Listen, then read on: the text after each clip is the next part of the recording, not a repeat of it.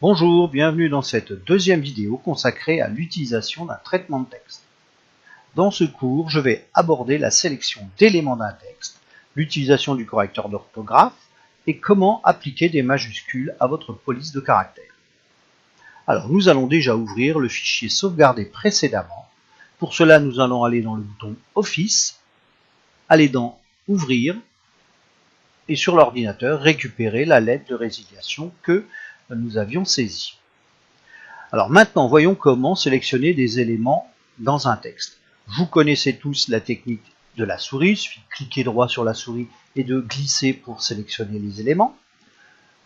Voyons d'autres techniques. Par exemple, je veux sélectionner l'intégralité du texte. Je vais aller dans la marge et je vais cliquer 3 fois. Vous voyez, en cliquant 3 fois, mon texte est sélectionné. Pour sélectionner une seule ligne, je me place devant la ligne et je clique une fois et ma ligne est sélectionnée. Pour sélectionner un seul mot, par exemple abonnement, je me place sur le mot et je clique 2 fois. Et vous voyez, le mot abonnement est sélectionné.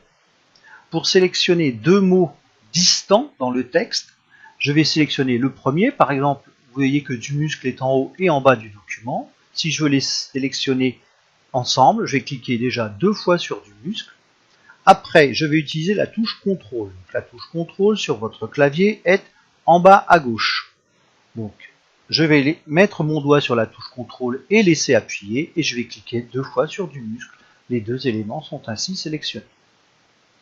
Voyons maintenant l'utilisation du correcteur d'orthographe. Vous voyez que dans mon texte, plusieurs mots ont été surlignés, le mot du muscle et le mot marronnier. Regardons le mot marronnier. Il est surligné en rouge, ça veut dire qu'il y a une faute d'orthographe. Je me place dessus à la souris et je vais cliquer droit. Word va me proposer un, voire plusieurs noms qui pourraient convenir. Bon, là, ici, j'ai de la chance. Marronnier, il n'y en a qu'une possibilité, donc je vais cliquer 2 fois. Et vous voyez, l'orthographe correcte est apparue. Pour du muscle, c'est un peu différent. Word ne fait pas la distinction entre les noms propres et les noms communs. Donc si je clique droit, par exemple, sur du muscle, il va me proposer d'autres possibilités, sauf que là, c'est un nom propre. Donc si c'est un nom propre, j'ai la possibilité, par exemple, de dire qu'il ignore ou qu'il ignore tout. C'est-à-dire qu'à chaque fois qu'il rencontrera du muscle, il ne me le surlignera pas comme une faute. Mais vous allez voir qu'il y a une autre possibilité qui va nous permettre d'aborder la troisième chose, c'est-à-dire comment mettre en majuscule certains éléments du texte. Donc on voit que du muscle, c'est un nom propre. Le mieux, ce serait qu'il figure en majuscule. Donc comme tout à l'heure, je vais le sélectionner. Mais je vais aussi sélectionner celui qui est en bas en cliquant sur la touche CTRL. Voilà. Après, je vais dans la partie police de caractères, que nous travaillerons un peu plus dans la prochaine vidéo.